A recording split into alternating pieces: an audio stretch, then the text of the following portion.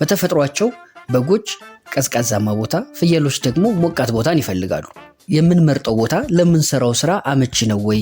በቂ የመኖ ግብዓት፣ ውሃ፣ ሕክምና፣ ማብራት፣ የመንገድ መሰረተ ልማቶችና የመሳሰሉት ነገሮች በበቂ ያለው ወይ የሚለውን በደንብ አድርገን ልናይና ልናስተውል ይገባል ማለት ነው። ቤት አሰራሩንም ስንመለከት በጎችም ከብቶቹ ሁሉ ሲነሱና ሲተኙ የማይቸገሩበት በቂ የፀሐይ ብርሃን ይገባል ወይ፣ በቂ የአየር ዝውውር አለው ወይ የሚለውንም በደንብ አድርገን ልናረጋግጥ ይገባል። ቤቱን በምንሰራበት ጊዜ ተፋሰስ በተገቢው መንገድ እንዲሄድ፣ ሽንታቸው እንዳይታቆር፣ በሽንታቸው ምክንያት ሊመጣ ከሚችሉ በሽታዎች፣ ሊመጡ ከሚችሉ ጉዳቶች ታሳቢ በማድረግ ቤቱን ልንሰራው ይገባል። ለአመጋገባቸው፣ ለመኝታቸው፣ ለአጠቃላይ እንቅስቃሴያቸው አመቺ የሆነ የቤት አሰራር እንዲኖረን ልናስተውል ይገባል ማለት ነው።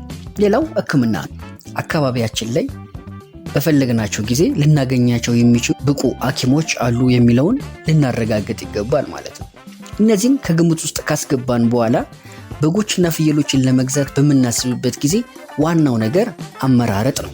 እርባታችንን ወይም የማሞከት ስፍራችንን በጣም ውጤታማ ሊያደርግልን የሚችለው ነገር ዋናውና ወሳኙ ነገር ግዢ ላይ አመራረጥ ነው። የምንገዛቸው የምናሞክታቸው በጎችና ፍየሎች ምን መምሰል አለባቸው የሚሉት ነገሮች እንነጋገር።